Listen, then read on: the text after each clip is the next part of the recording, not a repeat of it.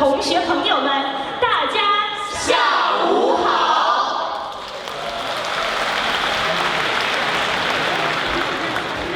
Ladies and gentlemen, good afternoon. 这里是2020全荷学生学者春节联欢会及新年论坛的现场。This is the 2020 ACSSNL Talent Forum and Spring Festival Gala, organized by the Association of Chinese Students and Scholars in the Netherlands. Welcome. 大家好，我是李宗琛，来自戴尔夫特理工大学。I'm 李宗琛 from Delft University of Technology. 大家好，我是来自瓦赫宁根大学的耿颖。I'm 耿颖 from Wageningen University. 大家好，我是来自莱顿大学的宋鹏 ，I'm 宋鹏 from Leiden University. 大家好，我是来自瓦赫宁根大学的吴彤 ，I'm 吴彤 from Wageningen University. 大家好，我是 Matilda Banfield， 我是口译员。今天不是。I'm Matilda Banfield. I'm an interpreter. Not today. 首先，请允许我们为大家隆重介绍今天莅临现场与大家共庆佳节的各位贵宾和领导。First, let's welcome our important guest today. 中华人民共和国驻荷兰王国特命全权大使徐宏大使 ，the Ambassador Extraordinary and Plenipotentiary of the People's Republic of China in the Kingdom of the Netherlands, Mr. 徐宏。Welcome.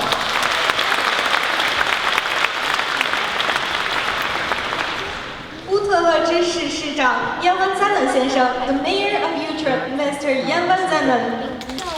Welcome to the forum.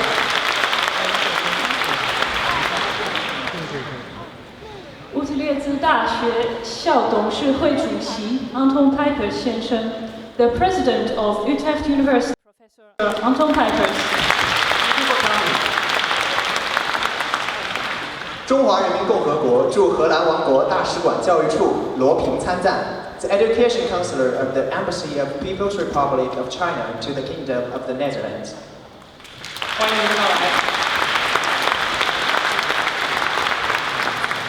我们的到场嘉宾，还有本次活动的合作伙伴们、华人学者、教授们、在和华人社团组织的代表和外国友人。Our guests also include our sponsors and Chinese scholars and professors and association from all over the Netherlands. 今天出席我们联欢会的嘉宾还有 ，We welcome our guest for speech as well. 荷兰格罗宁根大学教授曹明先生 ，Professor 曹明 ，Full Professor at the University of Groningen. 欧洲科学院院士，同时也是荷兰乌特勒支大学教授 ，Professor Marijke van der Ven。Professor Marijke van der Ven, full professor at Utrecht University, member of the Academy of Europe.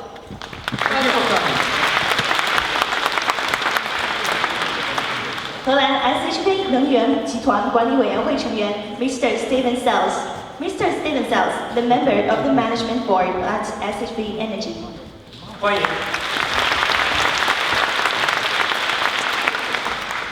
也让我们再次用热烈的掌声欢迎各位来宾的到来，欢迎你们！本次活动由中国留荷学生学者联合会主办，全荷学联乌特勒支分会承办。感谢中国驻荷兰王国大使馆教育处、乌特勒支市政厅、乌特勒支大学等荷兰高校以及全荷春晚合作伙伴的大力支持。非常感谢，同样也把掌声送给联欢会所有到场的来宾和同学们，谢谢你们。This event is hosted by the Association of Chinese Students and Scholars in the Netherlands and its branch in Utrecht. And we have special thanks to the Education Section of the Embassy of the People's Republic of China in the Kingdom of the Netherlands and the municipality of Utrecht and the university throughout the Netherlands. And thanks to all the guests and audiences who came all the way to this event. Thank you. 首先，让我们有请中华人民共和国驻荷兰王国特命全权大使徐宏大使为本次新年论坛暨春节联欢会致辞。It is our great honor today to invite Mr. Xu Hong, the Ambassador Extraordinary and Plenipotentiary of the People's Republic of China in the Kingdom of the Netherlands, to give us a welcome speech. Mr. Ambassador, the floor is yours. Welcome. 掌声有请。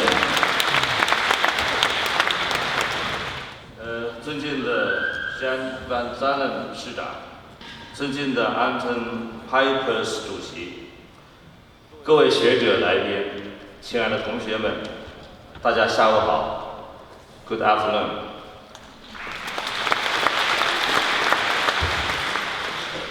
很高兴今天和大家欢聚在乌特勒支，出席2020年全荷学生学者春节联欢会暨新年论坛。春节是中华民族的最重要也是最隆重的传统节日，是欢庆的日子，是辞尽犹新的日子，更是团圆的日子。今天我们和大家团聚在荷兰，团聚在这样特别的日子里。首先，请允许我代表中国驻荷兰大使馆，向各位致以最诚挚的祝福，祝大家新春快乐，阖家幸福。下面，我想围绕“新春快乐”这4个字，给大家送上我的新春祝福。新。礼记有云：“苟日新，日日新，又日新。”春节对所有中国人来说，都是一个新的开始。近年来，中荷关系进入不断升温、不断推陈出新的阶段。2014年，习近平主席访问荷兰，同威廉亚历山大国王共同确定了两国开放务实的全面合作伙伴关系新定位。双方在这一定位指引下，推动双边关系保持高水平发展。其重要经验可以归纳为互信、创新、联通、开放。在刚刚过去的2019年，中国国家副主席王岐山、中国全国人大常委会副委员长吉炳轩相继访问荷兰。荷兰首相吕特就任以来实现第4次访华，这些高层互访进一步深化了中荷政治互信，拓展了务实合作，推动两国关系长期健康稳定向前发展。新的历史阶段，我们也可能面临新的困难和挑战。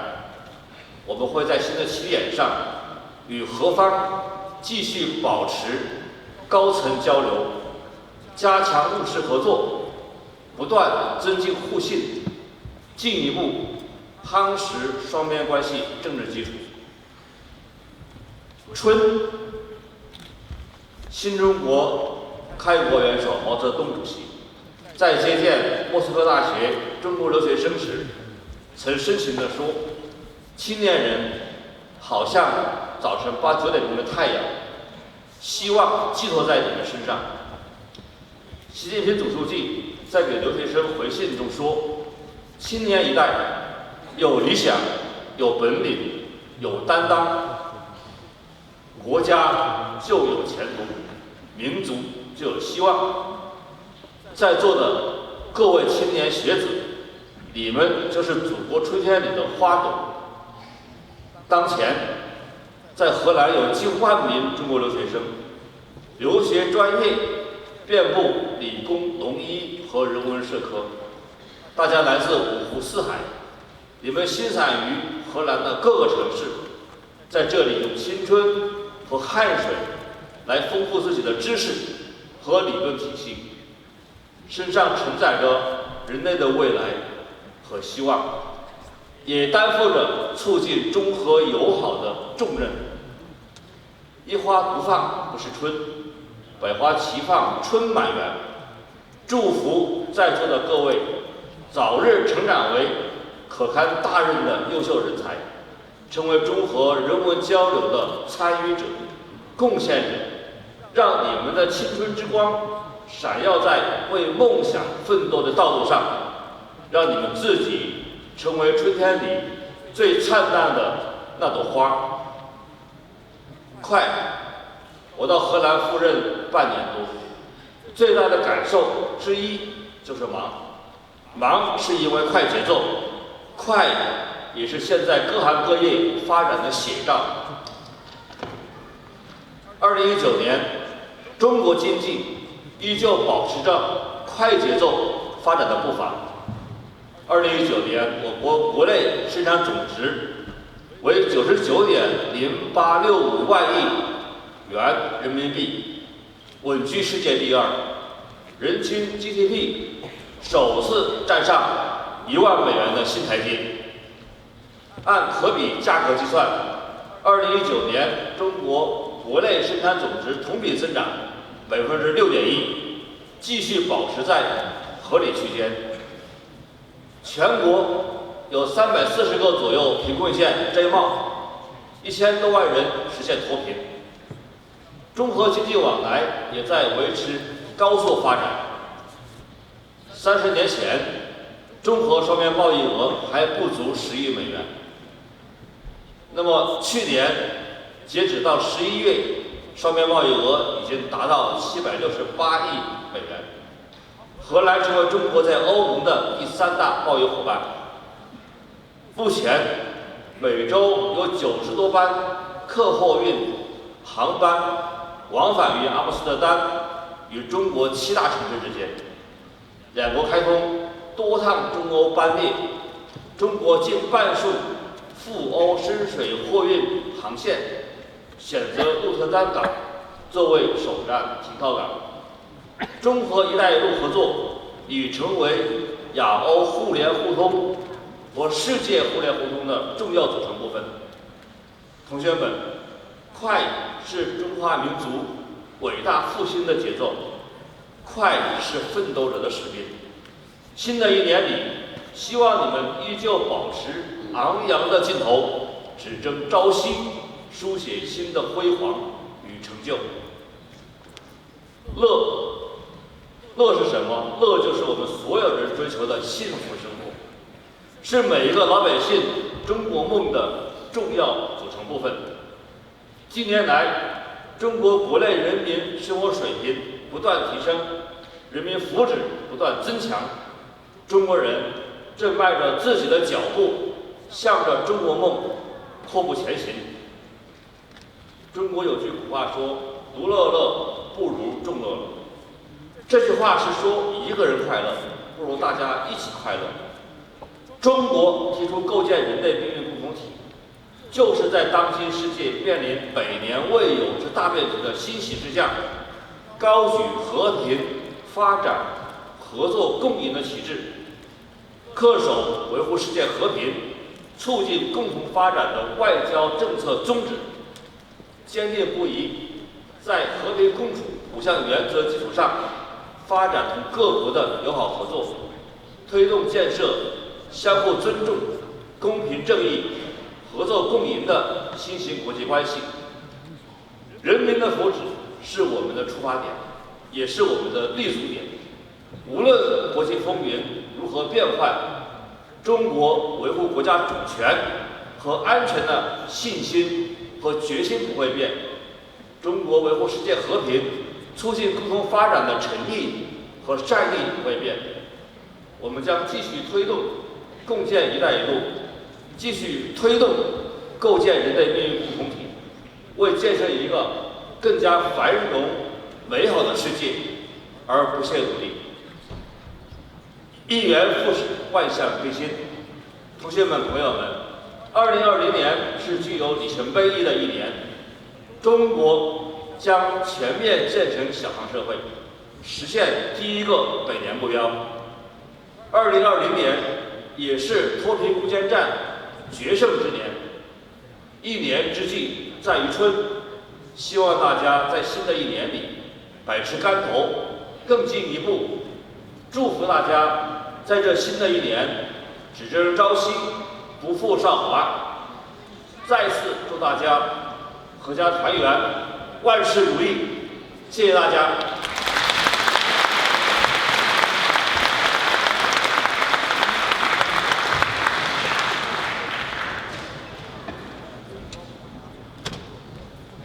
好，感谢。感谢石宏大使的致辞和新年的美好祝愿，请入座。那么接下来有请乌特勒支市长杨巴扎纳先生致辞。Thank you for your wonderful speech, Mr. Xu Hong. Now then, let's welcome the Mayor of Utrecht, Mr. Yang Vanzanen, to give us a speech. Welcome.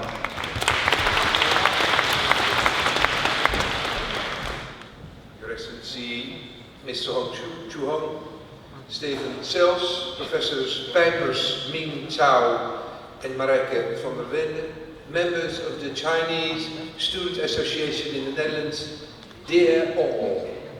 Welcome in the heart of the Netherlands, the very heart of the Netherlands, the city of Utrecht. My name is Jan van Zanen, Mayor of this city, and thank you for inviting me.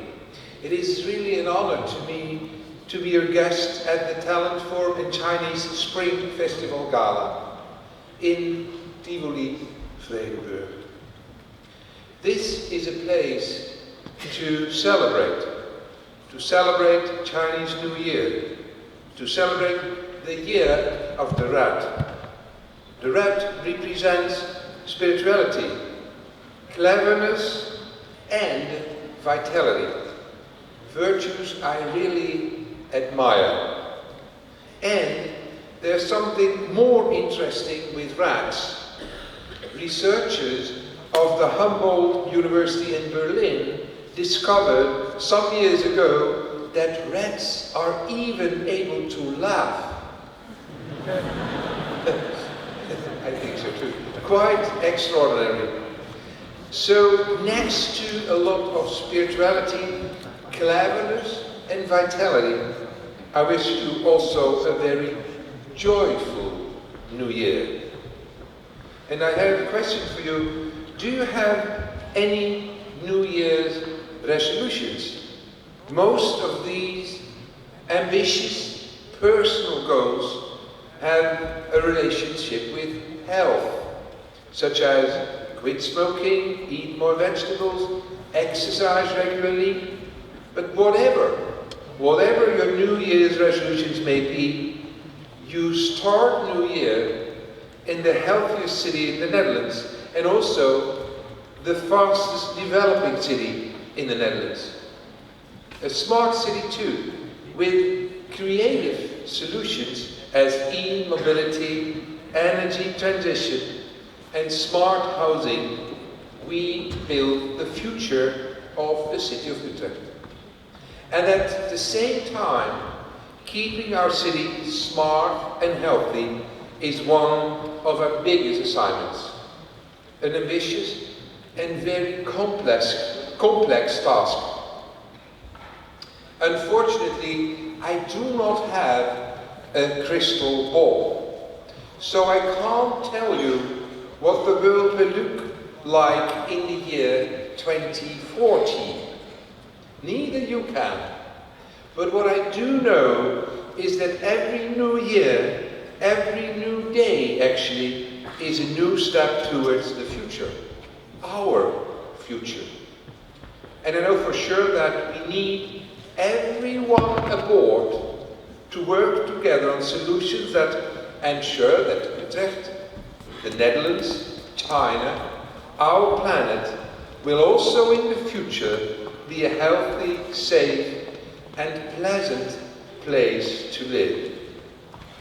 For this reason, the 2030 Agenda for Sustainable Development was adopted by all United Nations member states in 2015.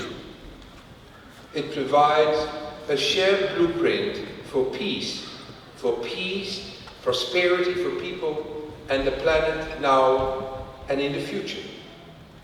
At its heart are the 17 Sustainable Development Goals, better known as SDGs, which are an urgent call for action by all countries, including the Netherlands and China, in a global partnership. They recognize that ending poverty and other deprivations must go hand in hand with strategies that improve health and education, reduce inequality, and spur economic growth, all while tackling climate change and working to preserve our oceans and forests. So from this year 2020, we still have 10 years to come up with smart, social and sustainable solutions. And we need you. We need you, the students. And I'm looking forward to use your expertise in finding solutions for a healthy urban environment. Indeed, it is an honourable and at the same time complex task, where you sometimes are needing some extra cleverness, vitality and spirituality. Dear all, please allow me to wish you all a prosperous new year. A year that brings you spirituality, cleverness and vitality, and joy. No one can live without it. I wish you all a pleasant stay in Utrecht, and may I suggest you another, maybe one New Year's resolution. Please come visit Utrecht again. Xi Nian Kuai Le.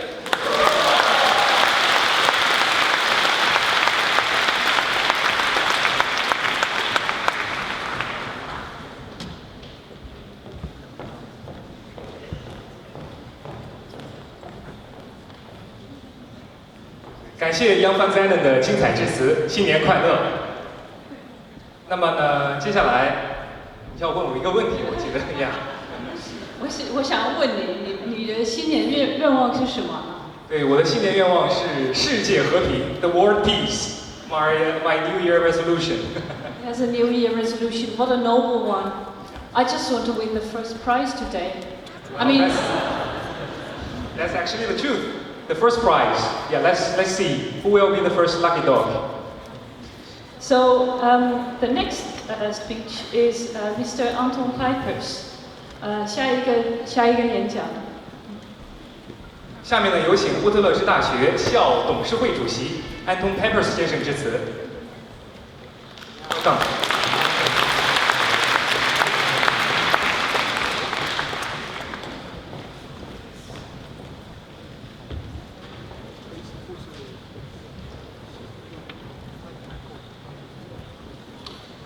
So, Mr. Ambassador, Mr. Mayor, distinguished guests, what an impressive audience, and how happy to be here.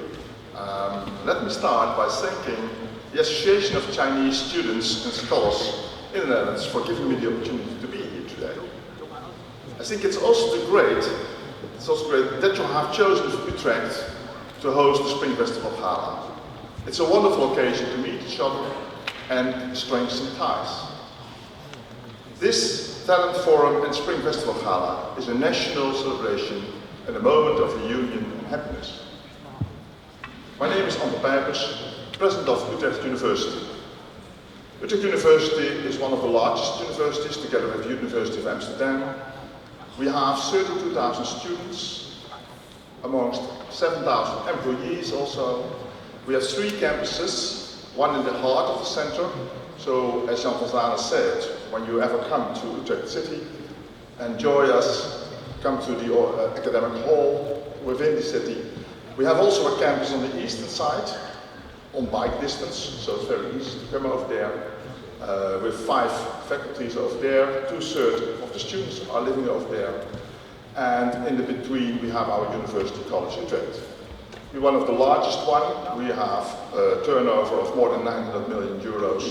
So it's a huge university and we're glad we're in this city. Utrecht University was already established almost 400 years ago and has played an important role in the history of Utrecht. Nowadays, Utrecht is a vibrant and more internationally oriented city, renowned for its innovative power. I dare to say that our university is at the heart of this.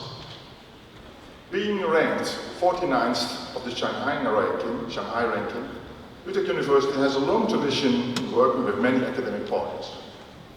We focus our research on 4 strategic research streams: dynamics of youth, institutions for open societies, life sciences, and pathways to sustainability. All the research is characterized by tackling problems in a multi-interdisciplinary way. Collaboration with other universities is also essential to high-quality research and outstanding academic programs. For this reason, Utrecht University collaborates with renowned universities all over the world. We organize exchanges between researchers, lecturers, and students. We participate in fellowship programs and provide special chairs for visiting professors. 30% of our staff is international and 11% of our current student population comes from abroad. In the national higher education sector, China is becoming an ever more important player. We have professors at Utrecht University who are very knowledgeable about international scientific cooperation concerning China, like Marijn van der Wende, one of most important, later she will give a lecture over here on the floor. In 2006, we started working together with 10 Chinese universities, like Wuhan University, CMS University, Nanjing. Nowadays, the Chinese University of Hong Kong is even more one of the most important strategic partners for us. A year ago, I personally led an Utrecht delegation that visited China to investigate opportunities to increase cooperation, especially in the field of life sciences. Over 40 researchers from Utrecht University, the University Medical Center Utrecht, and Chinese University of Hong Kong joined workshops to review existing collaborations in medicine and also to identify new joint initiatives in 4 areas, including orthopedics and regenerative medicine, child health, cancer and organoid technology, and brain and neurosciences. It was very inspiring and a clear example of the importance of international cooperation. Not just to benefit individual researchers or institutions, but to really push the boundaries of scientific knowledge for the good of mankind. Because we believe in international cooperation and value talent. We cherish the presence of Chinese exchange students and almost 200 doctoral candidates from China on our campuses. They bring an invaluable contribution to progress in science and also towards cultural understanding between the Netherlands and China. And it does not stop with graduation. China is also in the top 10 of countries where Utrecht University alumni live after they graduate. The Utrecht University Alumni Network Shanghai brings all these former UU students and PhDs together. We regularly organize events to them and make sure we keep in touch. We will keep doing so in order to keep building stronger ties. China and the Netherlands have much to offer to one another. It's very important to really get to know each other, to be curious and open-minded. Out of curiosity, I myself went on the internet to find out what kind of year the year of our Dorette might become. And I guess I had the same source as Jan van Zanen, our mayor, had. I read that the red represents spirituality, cleverness, and vitality. I also read that it will be a strong, prosperous, and happy year for almost all Chinese zodiac signs. The red will show determination with regard to her goals, ambitions, and hobbies. Therefore, according to my online sources, it will be a great year for starting new initiatives and undertaking new activities. I think that sounds inspiring. I hope a lot of new initiatives will be taken to strengthen the cooperation between China and the Netherlands. I wish you all, and all Chinese people living in the Netherlands, a happy Chinese New Year and the best Spring Festival wishes. And please remember that you're always welcome in this beautiful city and at Utrecht University. Thank you for your attention.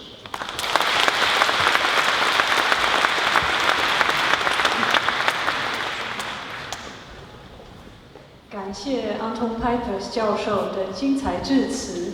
同时也再一次感谢徐宏大使跟杨方沙能市长的精彩致辞，谢谢你们。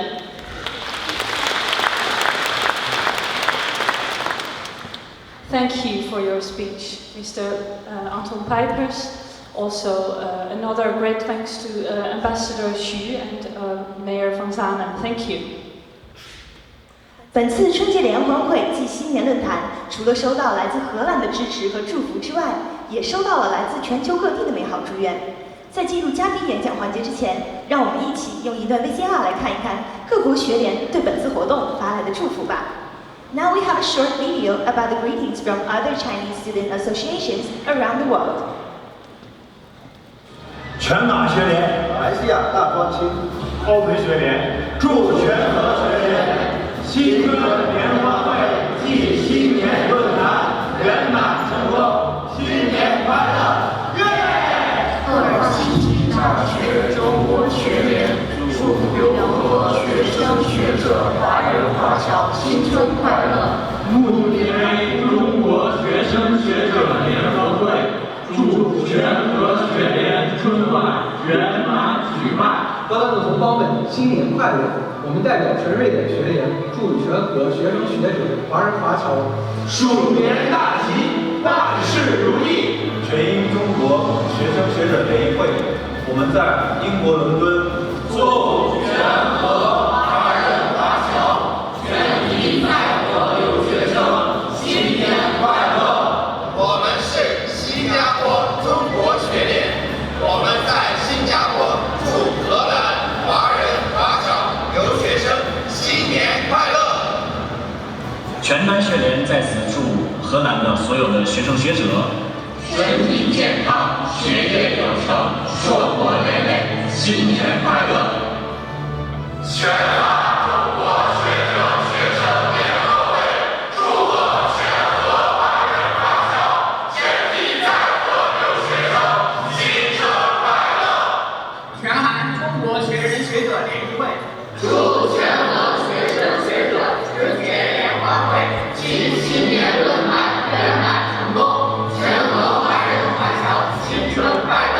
中国留荷学生学者联合会的同学们，大家好，我们是匈牙利中国学生学者联谊会的代表。值此辞旧迎新之际，我们恭祝大家鼠年大吉，身体健康，学业有成。中国留荷学生总会祝华人华侨新春快乐，万事如意。我们代表全艺学联祝2020年全国学生学者春节联欢会暨新年论坛圆满成功。祝愿各位同学学业进步，祝愿敬爱的罗仓工作顺利。Andiamo tutti di buon anno。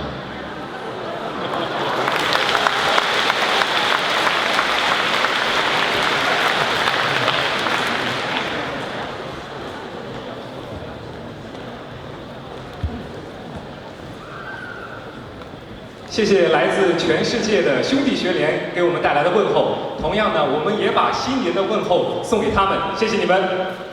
这个视频好温馨啊，大家是不是觉得 ？Next, let us introduce to you our first speaker of today's forum. This is Professor Cao Ming from the University of Groningen. 接下来，允许我们介绍本次新年论坛的第一个演讲贵宾。来自荷兰格罗宁根大学的曹明教授。曹明教授呢，自2008年至今在荷兰的格罗宁根大学任教，现为网络与机器人专业的终身教授。曹教授于2016年获得欧洲控制协会颁发的欧洲控制奖，并于2017年获得国际自动控制联合会颁发的 Manfred Thoma 青年科学家奖章。那么，作为2018年国王节庆祝活动的焦点之一，他代表了格罗宁根大学科研人员向国王一家以及其他皇室成员演示了其团队在自主机器人方向的最新研究成果。Professor Cao Ming, he has been teaching at the University of Groningen since 2008, and his research includes fields such as human-robot interaction. He received the European Control Award in 2016, the Manfred Thoma Medal in 2017, more grants and awards. This is impressive. The stage is yours. 掌声欢迎。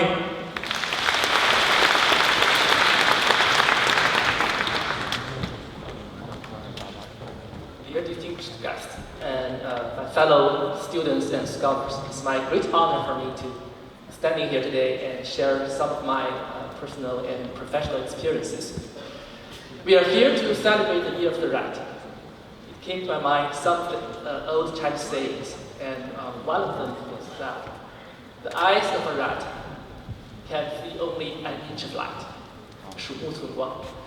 So that might have a negative implication in some scenarios, but today I want to show you, even from a very local view, it's still possible to construct a global vision.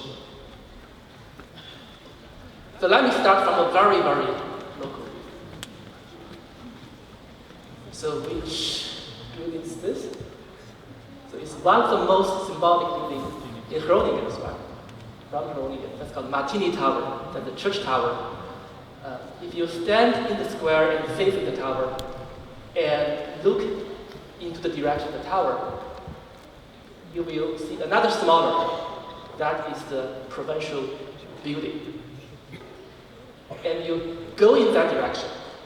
In the outside of this ground floor of this building, there's a very beautiful arched corridor. And on the side of the corridor, you'll see a row of windows with the letter G on it. And if you keep a peek into the glass door, you'll see a very colorfully decorated wall with the word "great" on it. That's the graphic museum in Groningen. And then I like to take my family there, and they have a rich collection of all the historical machines for printing. So Dutch has a very rich and long history of printing industry. You probably all heard about Elsevier. But that's one of the leading academic publishing companies in the world. It has more than 2,500 journals. Probably have published or read some paper from one of the Elsevier companies. And then they are showing how to use those traditional old machines to make print. And then my dogs were there, and with the help of the staff members, and they make some nice artworks. It's nice workshop for them. So we spent a very lovely afternoon there, and then the museum staff started to chat with me. And after they know that I'm Chinese, and then they asked me a question. What is the first printed book? When did it appear in China? And it is older than the Gutenberg Bible. So as Chinese, we all learned from primary school and middle school, printing, that's one of the 4 great inventions in China. But exactly which year did the book appear? And how can that be compared with Gutenberg Bibles? So I calculated a bit. But luckily with the help of my smartphone, with the help of Google and Wikipedia. So the oldest printed dated book in China, in the world, that is in the year of 868, in Tang Dynasty. So that is the one of the findings in Dunhuang, and then that is kept in British Library. 868年的金刚经. And then that is a wood block printing. So they have a wood block, chisel it, and then it's very difficult, time-consuming to produce such printings. And later on, we have what we call movable types, 活字印刷. And then the oldest existing, you can still see the book, that's in the year 1103, Beisong, that's in the Museum of Wenzhou. And then what the museum staff refer to, that's the Gutenberg printing technology. That was first introduced in the year 14 1833. And then that's the Gutenberg Bible. That's one of the first, that's actually the first printing Bible in the world. That's why it's so famous.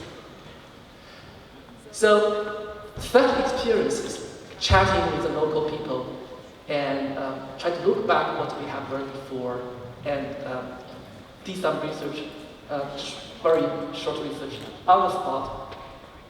That inspired me, really motivated me to do something more. So last summer, when I was back to Beijing, I decided to spend some time in the National Library. They have a rich collection in the library in Beijing. So I don't know if you have been there before, but if you haven't, I strongly encourage you to do so. And then they have the Dunhuang collection. They have those printing books from woodblock printing and also from mobile type printings. And then such experience also forced me to look back into my study time at Yale University. And there is a jewelry box-like building on Yale campus. I don't know if you have seen this before. That is the Banaki Library. So it is a special building. There's no window. And if you go inside, it's a big bookshelf, 4 floors above ground and 2 more underground. And then that's a zoom in, you can see the wall that's made by marbles, 20 centimeters thick. So the light can still penetrate into this, and you can see all the patterns from the stove. And if you really look at it, that is a glass cabinet, and that's exactly where that Gutenberg Bible is preserved. So every day there's a librarian in the morning, turn 1 page over. And for those people who really want to see this, every day we go to the library and just look at a new page. So I just want to share this story that from a very local experience in Groningen with my family. And then it triggered me to do more in Beijing, and then also look back into my time in my student life. So if you are curious enough and sensitive enough, if you're able to reflect and to integrate from different very local views, it is possible to have a global view. I mean, this global view is over time and also over a geographic space.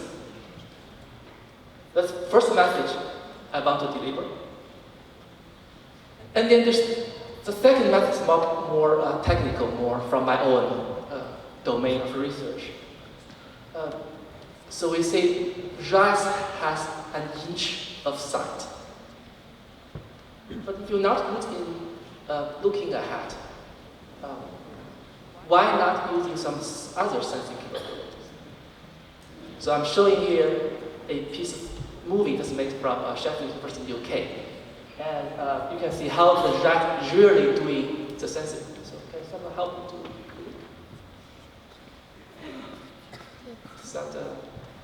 play the movie? Oh, it's already on.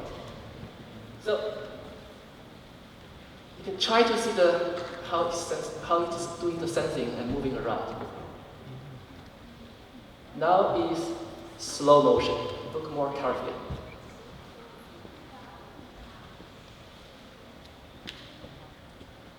So what is the thing is doing? No? Look at the facial hair.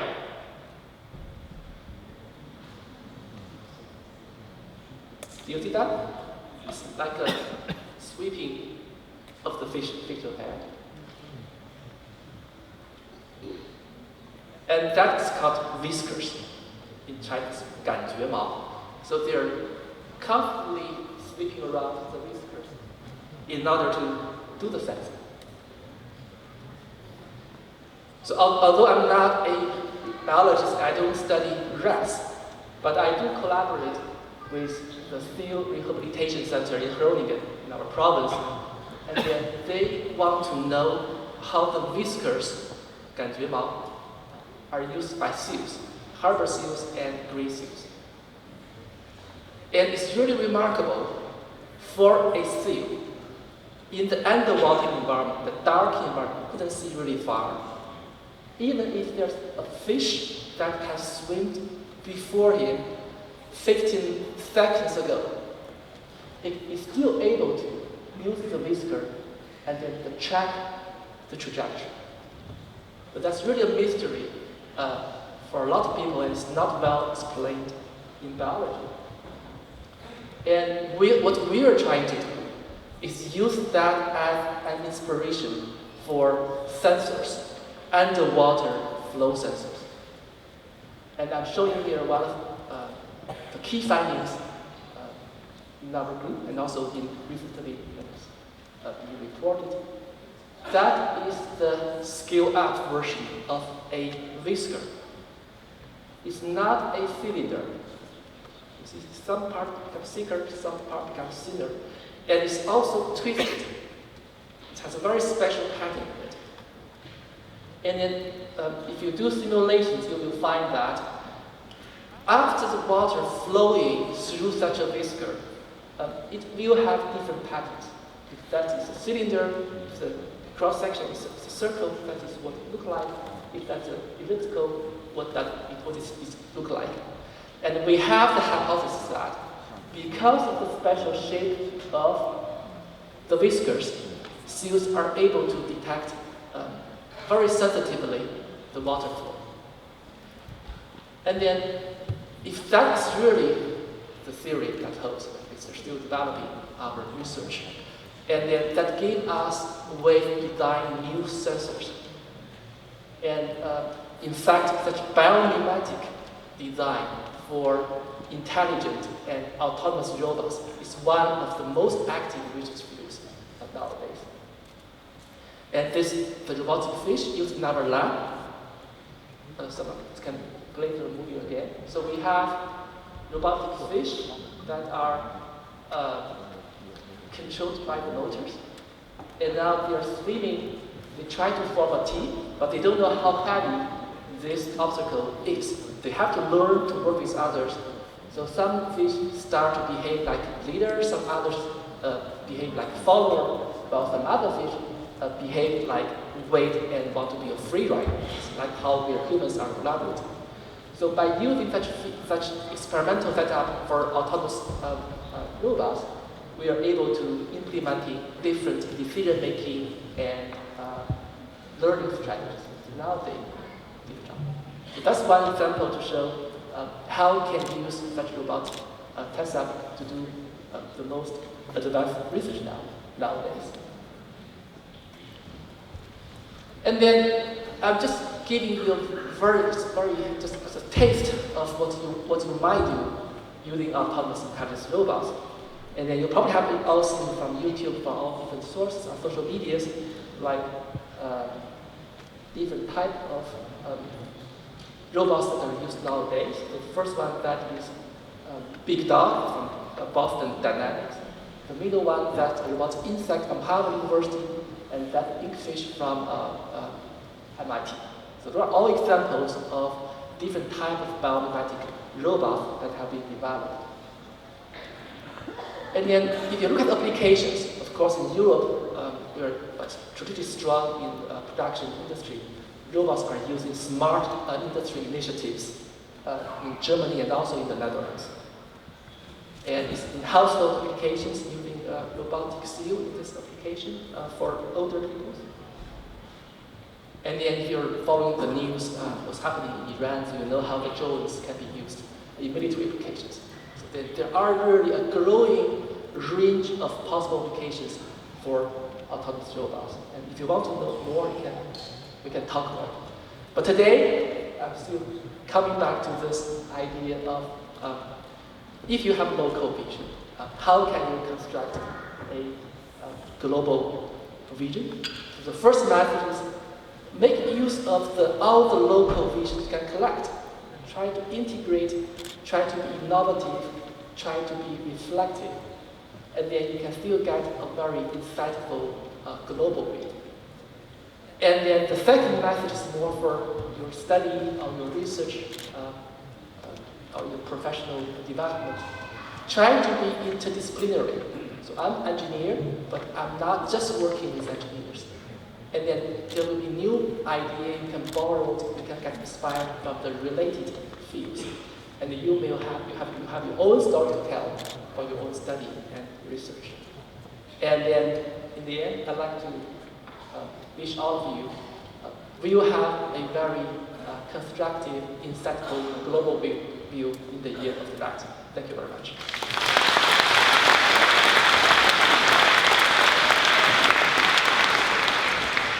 感谢曹明教授的精彩演讲。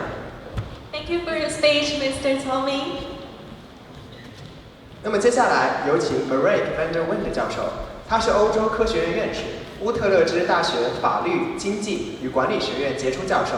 他的研究着眼于全球化和国际化在高等教育系统、机构、课程以及教学安排方面的影响。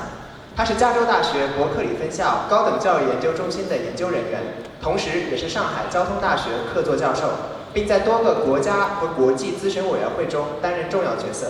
当前正在开展题为“新丝绸之路对中欧高等教育和科研合作的影响”的研究项目。下面让我们有请 Marek van der Wende 教授带来精彩演讲。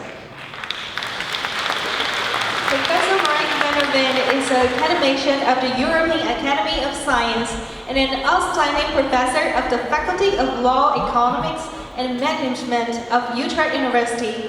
She is a researcher at the Center for the Study of Higher Education of the University of California, Berkeley, and a visiting professor at Shanghai Jiaotong University. She has played an important role in several international and national advisory committees. Now let's welcome Professor Marek van der Wende. Welcome.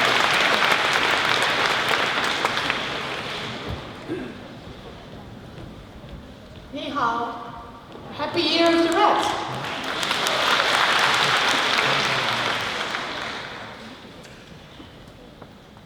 The New Silk Road.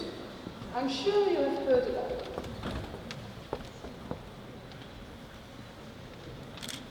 Yes. And we're studying it.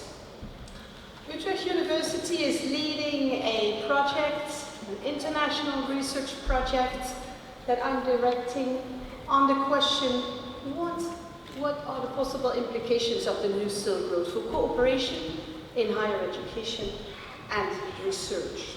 And we're asking questions kind of like, what's going on the New Silk Road? What kind of academic traffic is going on? What do universities do? And under which conditions? And who defines those? And based on what kind of values? Yes, we see quite major changes. For instance, when we talk about academic mobility, in where international students go. At the beginning of this century, the top 3 destination countries for international students were the US, the UK, and then further down, European destinations. And now we see that China itself is among the top 3 of receiving international students. This has to do a lot with these data, where we see that not only the number of Chinese students going abroad, like you, is still growing, but especially the number of international students going to China, and perhaps even more importantly, those who have studied abroad, those are the orange bars, return to China. So there is an important change of flows in talent. We're talking about talent here today, and in terms of human capital, shifting globally. That has to do with the immense success that China has in building its universities and making them grow into the top league of what is called world-class universities.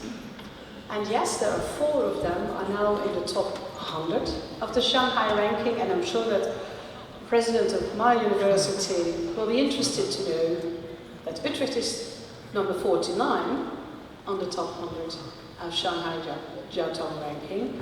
Tsinghua University is now 43. And Peking University, Beida, is 53. So we're really working in the same league. It has to do a lot with the success of China, especially in the so-called STEM field, science, technology, engineering, and math. On that basis, Europe realized a few years ago that not only China is spending more money on research already since 2014, the budget is larger than that of Europe, but also is innovating at fastest pace. So after 40 years, more than 40 years of collaboration between China and Europe, there is now also coming in more sense of competition, and so sometimes that makes the language change a bit. So really for Europe, the challenge is how to deal with that. And I agree with Martin Jacques, here, a very famous scholar on China, that we need to make an effort to understand China as where it's come from, how it has grown. And the previous speaker, Professor Chow, I think, made a wonderful contribution to that. How far back it goes in being a leader in science and culture. We may not always share the same values, but as the mayor also said, we will share the same future. We do share the same planet and the same global challenges that surround it.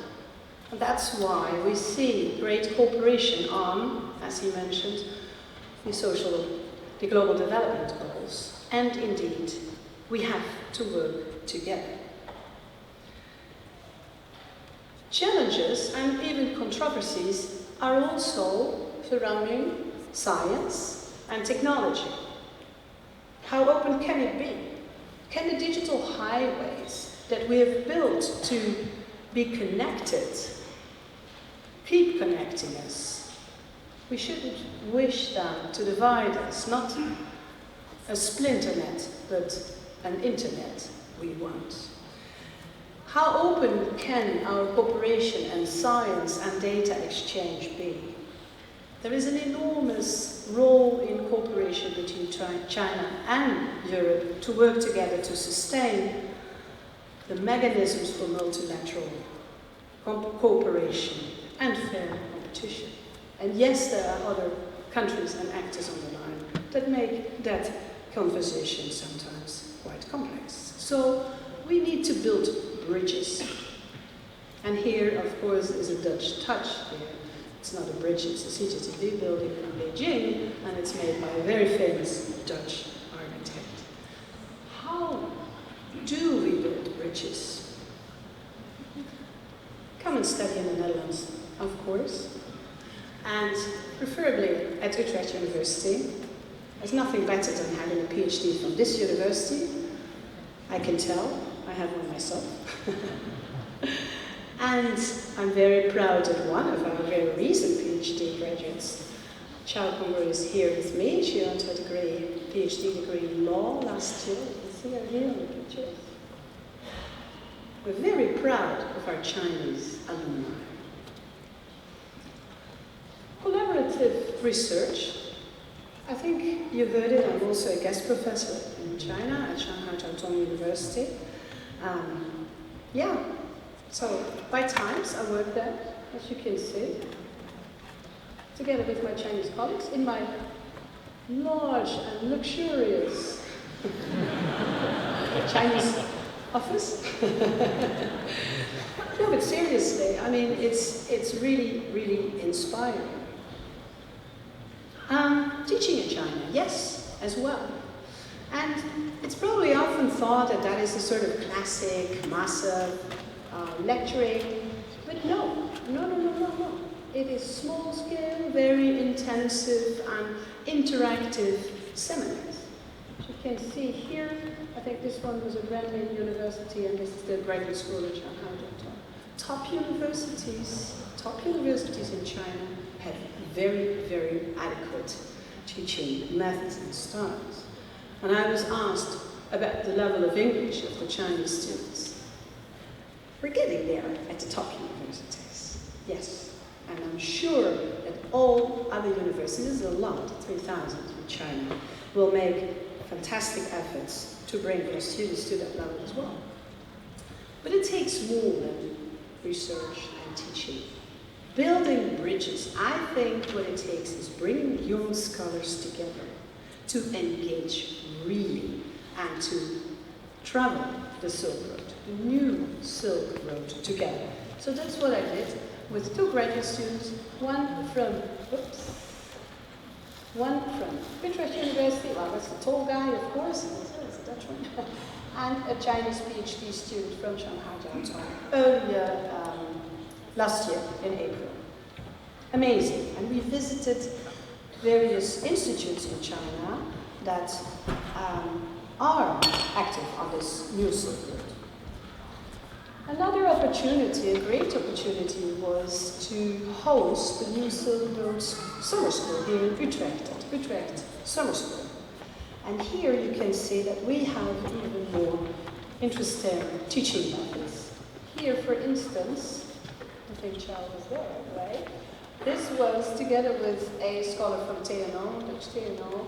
They were looking at another new Silk Road, which is perhaps opening up slowly, and that's one over the North Pole.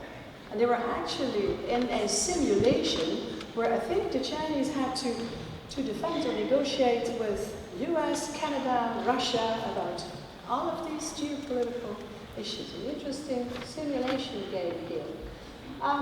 We also had the pleasure to learn more about the history we share in a special visit to the Rijksmuseum, where a Chinese scholar at the Rijksmuseum had a special tool for the group on the history, the connection between China, the East, and the Netherlands, Oost-Indische Compagnie, etc. And here at Leiden University, the Asian Library, with fantastic artifacts, literally rediscovering the silk of the old Silk Roads. And here, I have to say, one of the most magnificent kitchens in Utrecht. So it's more, if China wants to attract more talent and be more internationally engaged, it's more than simply marketing education. This is a picture I took at the International Education Fair of the EAIE last year in Switzerland. And this is the Chinese booth. But, what I wanted to say is, here, this is not exactly the way to market education. And that's something I always tell my Chinese students. Get off your phone and engage. That's really very, very important. Engage, be open, and be creative. This is my husband after his first drawing lessons in China, and I must say I had difficulties in marketing it. I hardly found 4 Chinese who wanted to portray it and to present it, but it was only his first lesson. Thank you.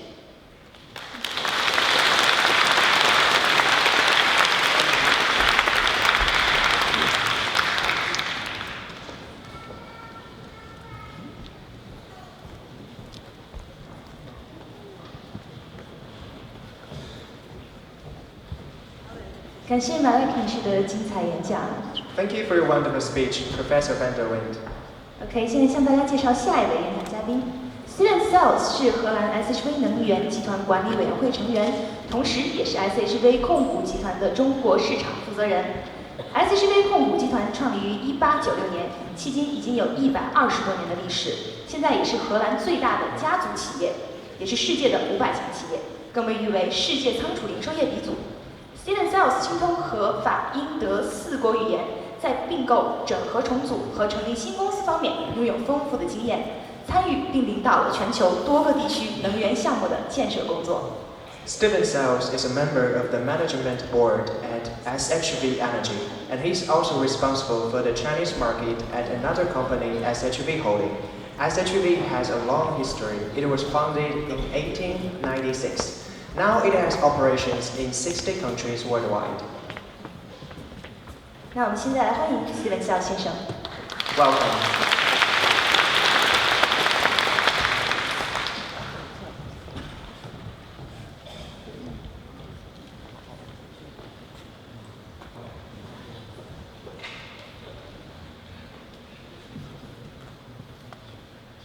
Good afternoon, ladies and gentlemen.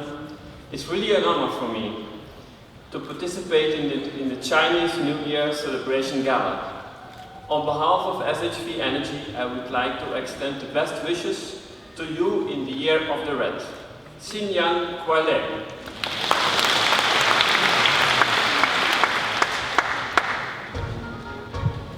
And since it is my year, because I was born in 1972, it had to come with some music.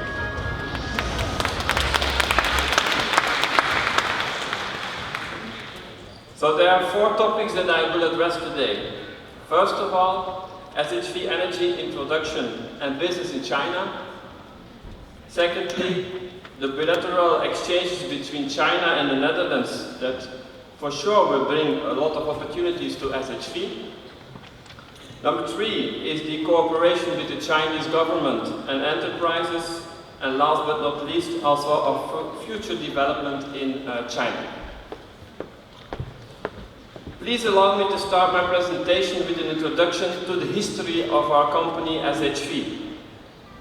Our head office is based just 100 meters away of this building here in Utrecht, and SHV is the largest family-owned enterprise in the Netherlands and regarded as one of the world's largest private trading groups. It is originated in the Steenkolen Handelsvereniging in 1896, which was the result of the merger of a number of large coal trading enterprises. After the mid-20th century, SHV Holdings gradually became active in other business areas. Let me show this brief video that brings our history to life.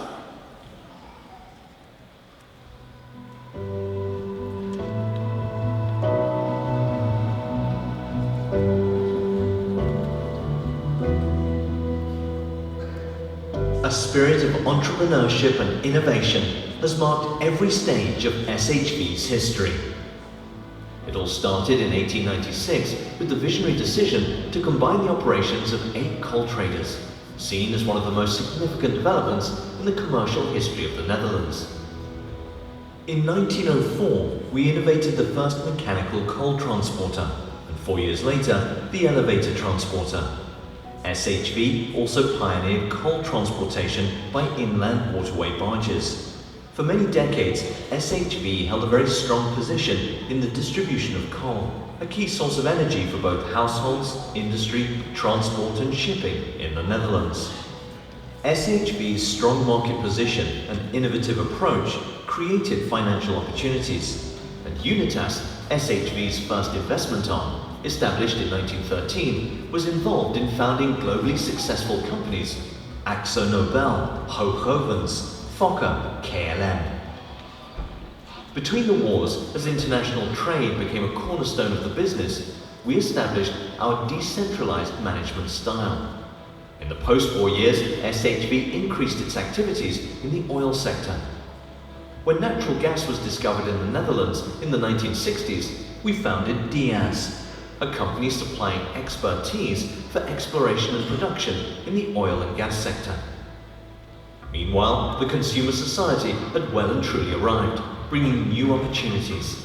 SHV responded with the first true diversification in its history. Macro was founded, a wholesale cash and carry concept with a first store opening in Amsterdam in 1968. This diversification process gained pace in the 1970s.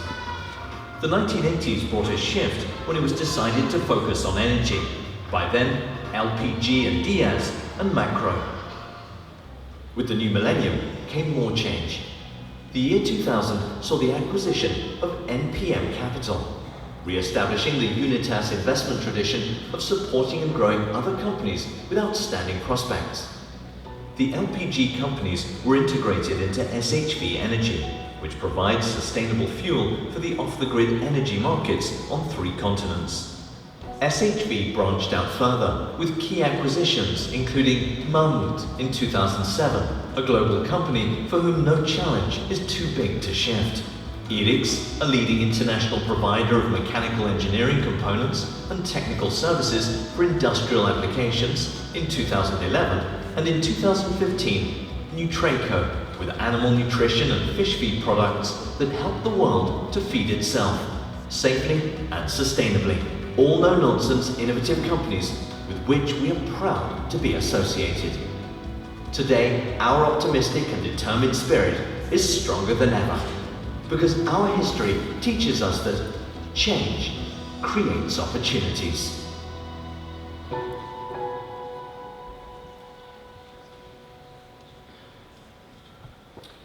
I hope you enjoyed the travel back in time. Right now, this is what our group structure looks like, with strong brands such as SHV Energy, Mammut and Nutreco that are part of our family. SHV is now active in energy distribution, cash and carry wholesale, heavy lifting and transport activities, industrial services and animal nutrition, and fish feed. As an investor, it is also involved in the exploration, development and production of oil and gas, primarily in the North Sea, and also provides private equity to companies in the Benelux. These are SHV's key numbers to give you just an impression of who we are on a global scale. In total, we have 60,000 employees, we are present in 58 countries, and we do over 20 billion euro in sales, with a solid net profit of over 500 million in 2018. As a member of SHV Holdings, SHV Energy provides low carbon and clean energy solutions for businesses and residential customers in over 25 countries across 4 continents, with over 30 million customers. It is a leading global distributor of LPG and also a significant player in small-scale LNG and sustainable biomass. Our customers use our products for cooking, for heating and transport in diverse settings, for domestic, for industrial and also for commercial use. Across the globe, we strive to make positive contribution to the communities that we work and live in. These are some of the examples of community work that we are involved in. Often, there is an educational element. We see offering education as making a long-term investment in people and ultimately in the communities where we live in. Now something about SHV Energy and our operations in China. SHV Energy has a very strong bond with China that originated 22 years ago.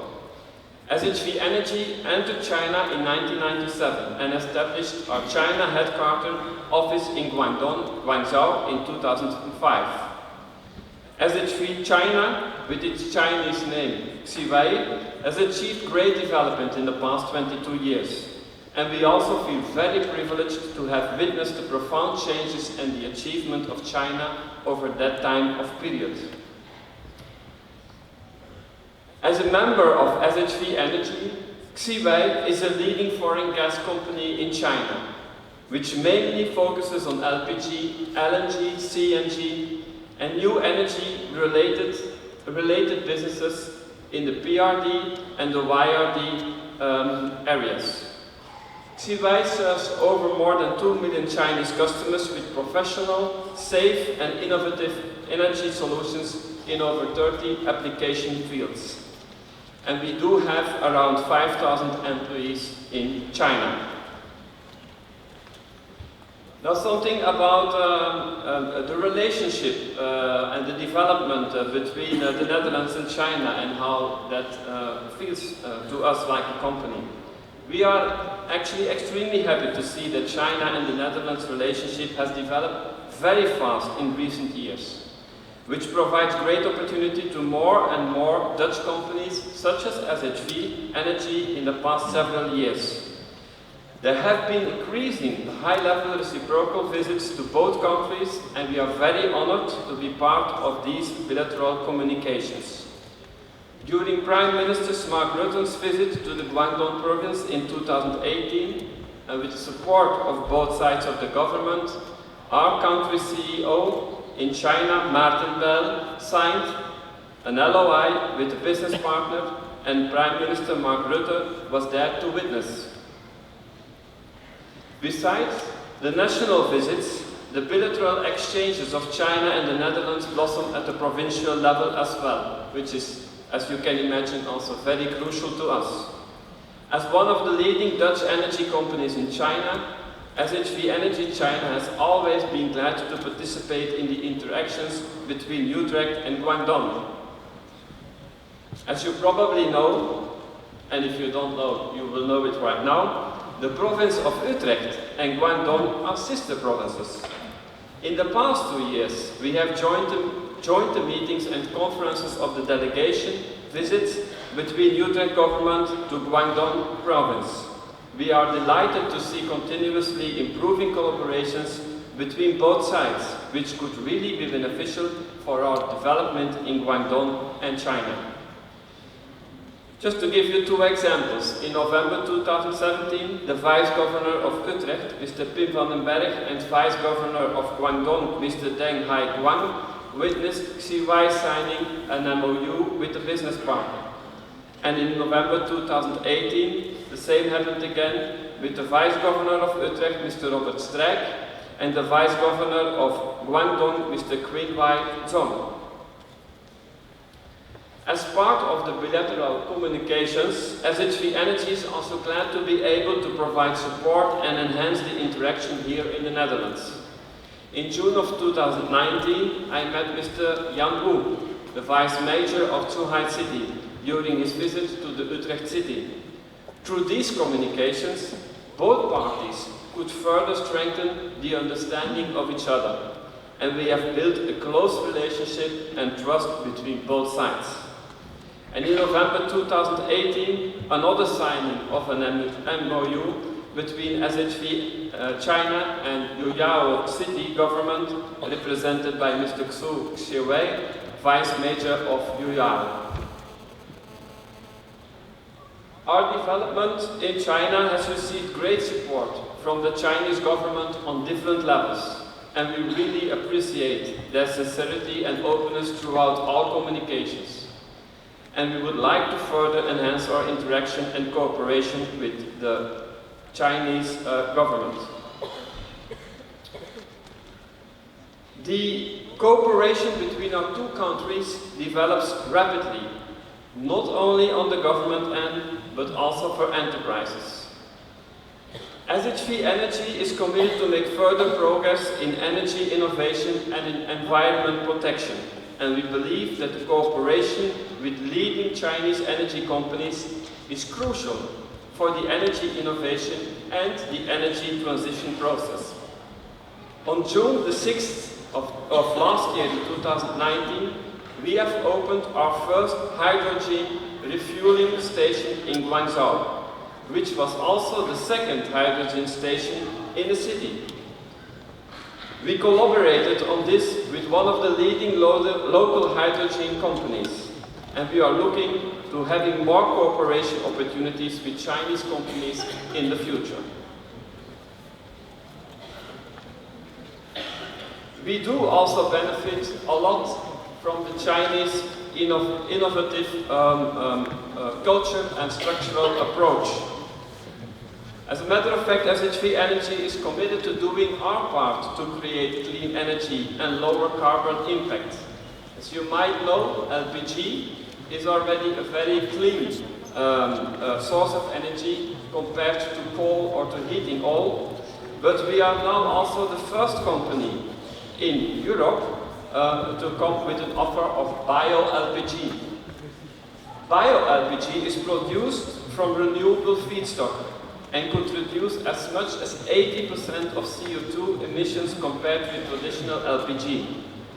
In May 2019, together with KLM, SHV Energy agreed to invest in a new plant for sustainable aviation fuel, SAF, that will be developed by Sky Energy. SHV Energy will purchase all the bio-LPG that is produced from this factory. This is only the first dedicated plan for the production of sustainable aviation fuel, which will be located at Delfzijl in the Netherlands. But we also are focusing on bringing this innovative renewable energy to China. In last November, we participated in the Biomass Summit in China and built connections with some of our potential Chinese partners. And we are very much looking forward to seeing fruitful collaborations in the near future. The fast development of China and the optimizing business environment and creating more and more opportunities for Dutch companies. SHV Energy views China as one of the most important markets around the globe. And we are committed to further investment in China. We are committed to expanding our business regions, and we are committed in looking for opportunities in the sustainable development of new energy transition in China. And we are confident in our future in China, and we look forward to seeing more bilateral communications and cooperation. In closing, I would like to wish you and all your families good health, much happiness, and good luck in this coming Chinese New Year. 谢谢。